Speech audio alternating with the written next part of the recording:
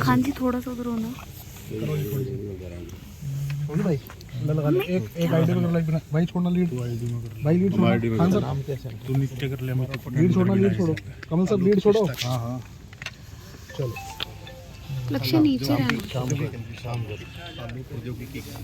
Sir क्या कुछ कहना चाहेंगे, आज कार्यक्रम में शिरकत करने पहुंचे हैं आप?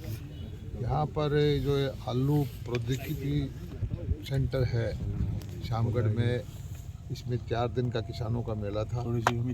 सारे देश के उत्कृष्ट कृषि वैज्ञानिक इसमें आए और नई नई तकनीकी, नए नए बीज, कौन सी वैरायटी हमारे देश के लिए कामयाब हो सकती है उसका प्रदर्शन कर रहे हैं। और अंतर्राष्ट्रीय वैज्ञानिक भी हमारे साथ हैं। और इसे हरियाणा का एक उत्कृष्ट केंद्र है जिसके अंदर बीज का अलग अलग वैरायटी करके बीज करते हैं। किसानों को इससे बड़ा फ़ायदा हो रहा है।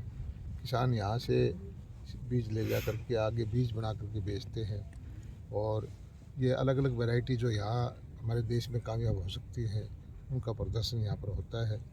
ये हमारा जो बाग है हॉर्टिकल्चर का, उसका एक केंद्र है और किसानों की आमदनी बढ़ाने के लिए जो जो नई नई चीज़ करनी होती है, फसलों का विविधीकरण करना होता है, इस केंद्र के माध्यम से भी ये काम होता है। यहाँ ऐसे बीज हैं जो 70 दिन के अंदर भी तैयार हो जाती है आलू, तो उससे किसान तीसरी फसल के रूप में भी अपनी बिजाई कर सकता है। सर ये जो एरोपोनिक खेती है यहाँ पे जो आलू की है वो किसानों तक कब तक पहुँचेगी? किसानों तक तो हम देने को तैयार हैं, लेकिन एरोपोनिक्स का ऐसा है कि जब तक हमारे यहाँ ज़मीन काफ़ी उपलब्ध है तो लोग उसी में करते हैं और ये हाई वैल्यू या हाई टेक्नोलॉजी की चीज़ है, तो उसमें एरोपोनिक्स में लोग जो लेट स्टेज पे जाते हैं जिसकी बहुत ज़्यादा वैल्यू मिलती है और बहुत ज़्यादा उसको देखभाल की ज़रूरत होती है। मंत्री जी, आलू का जो रकबा तो हरियाणा में बढ़ रहा है, लेकिन किसानों के पास उतनी मात्रा में बीज उपलब्ध नहीं हो पाता, इस दिशा में सरकार क्या कर रही है? देखिए, पहले तो हमारे यहाँ बीज होता ही नहीं था। अब ये हमारा केंद्र हमने बनाया है, इस केंद्र के द्वारा किसानों को प्रोत्साहन दिया है कि आप बीज का उत्पादन करें और अब जो है काफ़ी मात्रा में ये हम किसानों तक बीज पहुंचा पाते हैं और आने वाले वक्त में किसान जो इस बीज पैदा करने में लग जाएंगे तो मैं समझता हूं कि हमें बाहर से बीज लाने की जरूरत नहीं पड़ेगी। सर कई वैरायटी ऐसी है जो नमकीन पानी में भी हो जाती हैं, तो हाँ, ये जान करके मुझे बड़ी आश्चर्य हुआ कि यहाँ 1-2 वैरायटी ऐसी बताई हमारे वैज्ञानिक ने, कृषि वैज्ञानिकों ने, कि जो बिल्कुल खारे पानी में हो जाती है। तो इससे तो हमारी जो खारे पानी का जो भूमि है, खारे पानी के जो किसान हैं उनकी जीवन दशा ही बदल जाएगी, क्योंकि खारे पानी के अंदर जब बारिश होती है तो थोड़ी एक आध फसल वो ले पाते हैं। उसी क्षेत्र के किसानों को बहुत बड़ा लाभ इससे होने वाला है। सर हरियाणा का जो बजट आने वाला है फैब के स्विच कर रहे हैं, ड्रोन की तरफ पायलट तैयार किए जा रहे हैं, लेकिन 2 क्वेश्चन है सर इसमें। एक तो जो सब्सिडी दी जानी है सर, भारत सरकार देती है, यूपी गवर्नमेंट दे रही है, हरियाणा में अभी ड्रोन के लिए किसानों को सब्सिडी नहीं दी जा रही। हमने सेकंड इसी में है सर, इफ्को के साथ मिल करके 1 लाख का टारगेट रखा है। अभी हमने इफ्को के साथ मिल करके ड्रोन की ट्रेनिंग दिलवाई है और पिछले 15 दिन पहले 10 ड्रोन की वैन 13 लाख की लागत की जो ट्रेंड पायलट्स थे उनको सिर्फ 1 लाख की सिक्योरिटी पे उपलब्ध कराई है। 125 वैन हम उपलब्ध कराएंगे जिन बच्चों ने ट्रेनिंग ले ली है, और महिला भी उसमें 25 होंगी, उनको फ्री ऑफ कॉस्ट वो वैन देंगे जिसमें ड्रोन भी होगा, बैटरी भी होगी। और उनको काम दिलवाने के लिए हमने भारत से टारगेट दिया है कि 1 लाख एकड़ के अंदर जो चाहे आलू हो, गेहूँ हो या कुछ हो, नैनो यूरिया का स्प्रे करवाएं।